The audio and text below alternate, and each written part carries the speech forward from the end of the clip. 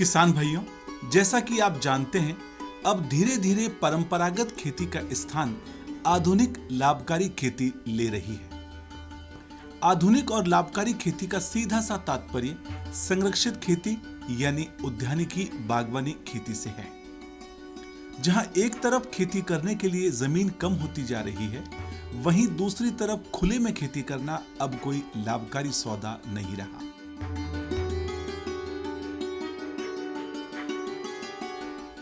तो ऐसे में अब किसानों का रुझान धीरे धीरे संरक्षित खेती की तरफ बढ़ रहा है और यह एक शुभ संकेत भी है।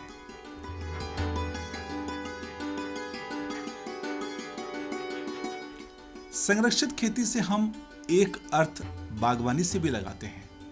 बागवानी यानी उद्यानिकी फसलों वाली खेती, अर्थात फलों की, फूलों की और सब्जियों की खेती।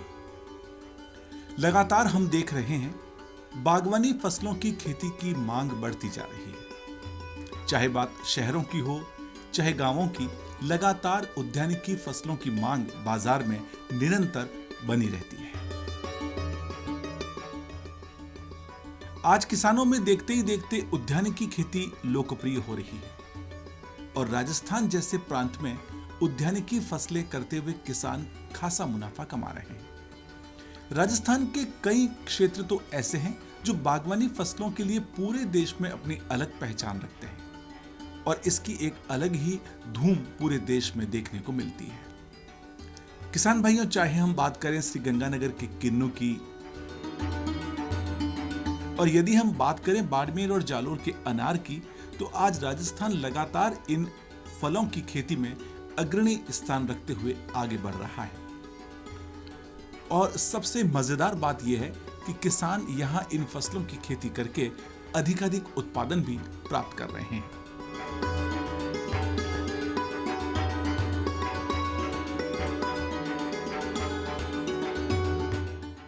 झालावाड़ का संतरा हो या जोधपुर पाली के काजरी के बेर,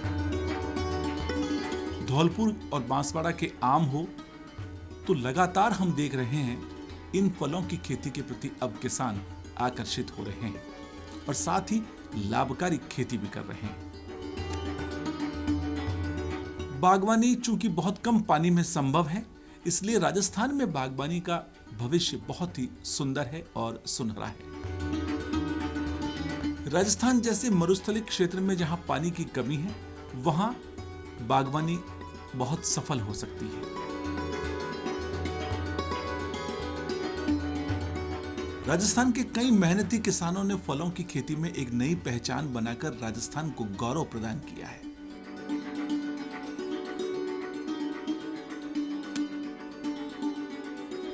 ऐसे कई सफल किसानों की सफलता की कहानियां हम आपको लगातार पिछले कार्यक्रमों में दिखाते आए हैं, जिन्होंने फलों की खेती में नवाचार किए और साथ ही राष्ट्रीय स्तर के सम्मान प्राप्त किए। जयपुर जिले के समीप कालख गांव के रहने वाले प्रगतिशील किसान गंगाराम सेपट की बात करें तो उन्होंने स्ट्रॉबेरी की खेती करके करिश्मा कर दिखाया और राष्ट्रीय सम्मानों तक पहुंचे।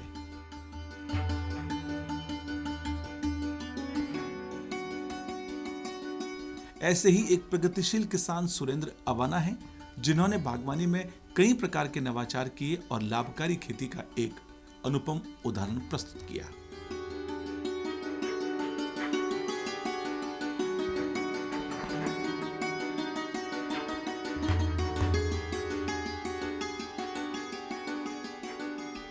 कोटा के युवा प्रगतिशील किसान मनोज की बात करें या सवाई माधोपुर के शंकरलाल मीणा की बात करें, तो अमरूदों की खेती अनायास हमारे सामने आ जाती है और हमारे जहन में इनकी सफलता की कहानियां घूमने लगती हैं। हमने पिछले एपिसोड्स में आपको इनकी सफलता की कहानी से भी रूबरू करवाया था। ये वो प्रगतिशील किसान हैं जिन्होंने अमरूद की खेती से लाखों रुपयों का कारोबार किया और देखते ही देखते आज प्रगतिशील किसानों की श्रेणी में आकर खड़े हो गए। आज यदि हमारे दूसरे युवा किसान भी बागवानी करेंगे तो निश्चित रूप से सुनहरी और सुखद खेती की तस्वीर साकार कर पाएंगे।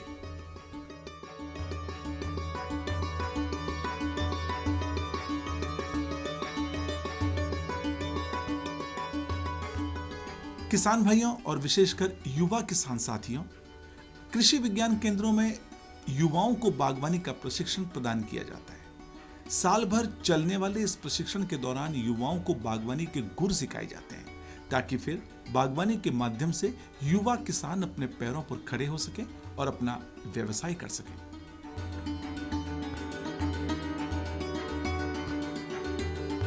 आज हमें लाभकारी खेती की तरफ यदि आगे बढ़ना है तो हमें बागवानी फसलों का प्रसंस्करण करना होगा। ये उसके एक आगे की कड़ी है। राजस्थान के कई ऐसे किसान हैं जो आज प्रसंस्करण इकाइयां लगाकर फलों की खेती से अपने खेती किसानी कारोबार को ऊंचाइयां दे रहे हैं। आज राजस्थान के उत्कृष्टता केंद्र निश्चित रूप से उद्यानिकी फसलों की खेती को बढ़ावा दे रहे हैं।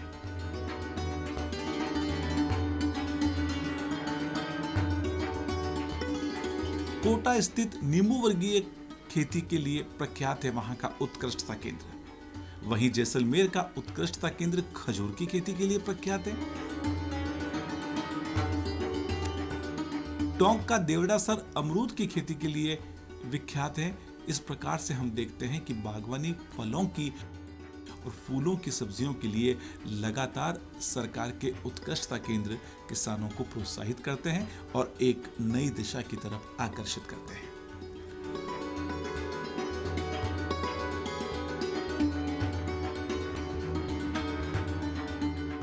अजमेर जिले का पुष्कर क्षेत्र फूलों की खेती के लिए विख्यात है। जग जाहिर है यहाँ की गुलाब और गेंदा की खेती।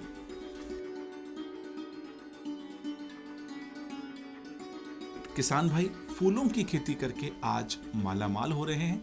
इनके फूल बाहर तक बिकने जाते हैं और इनको लाभकारी खेती प्राप्त हो रही है।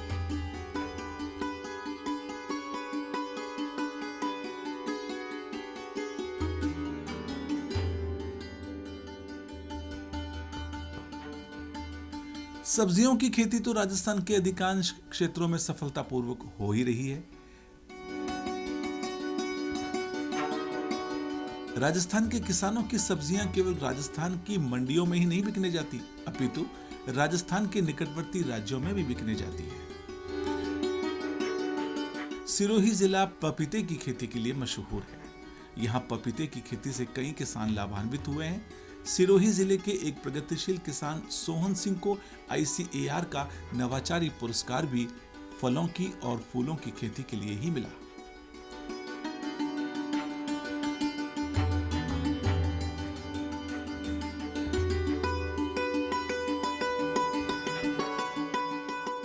आज राजस्थान में जैतून की खेती लोकप्रिय हो रही है। अब हमारे किसानों को बागवानी की तरफ प्रेरित होना चाहिए, क्योंकि धीरे धीरे अब युग बागवानी का है और बागवानी से ही हमारे किसान लाभकारी खेती कर सकते हैं। दौसा जिले के खटवा गांव के श्याम सुंदर की बात करें या रूबी पारिक की बात करें तो इन्होंने भी उद्यानिकी को अपनाया और जैविक तरीके से उद्यानिकी की खेती किसानी सफर को आगे बढ़ाया। आज देखते ही देखते दोनों किसान राष्ट्रीय सम्मानों तक पहुंचे हैं।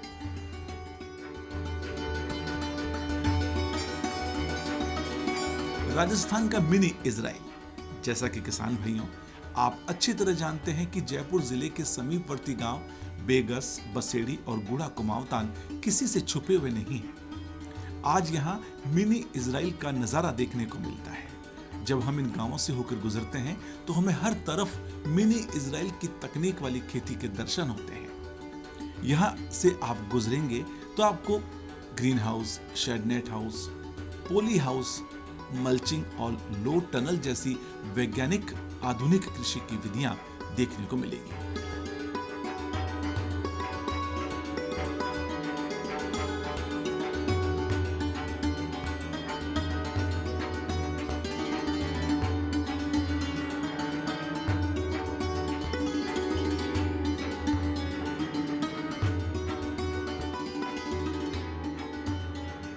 यहां अमूमन हर किसान संरक्षित खेती कर रहा है। यह क्षेत्र मिनी इजराइल का एक अद्भुत मॉडल है, जिसे देखने के लिए आज दूर दूर से किसान आते हैं और वैज्ञानिक आते हैं। यहाँ के किसानों ने अपने खेती किसानी के सफर को लाखों रुपयों तक पहुंचा दिया। खीरे की खेती हो, टमाटर की खेती हो, मिर्च की खेती हो, यहाँ के किसान मालामाल हो रहे हैं। चाहे बात रामनारायण की हो, खेमाराम की हो या कन्हैया लाल की हो, ऐसे कई प्रगतिशील किसान हैं जिन्होंने अपनी खेती किसानी की तस्वीर को संरक्षित खेती के मॉडल से बिल्कुल ही बदल दिया है। आज बागवानी एक ऐसा उभरता हुआ लोकप्रिय सशक्त माध्यम बनता जा रहा है जिसकी महिमा को किसानों को समझना होगा।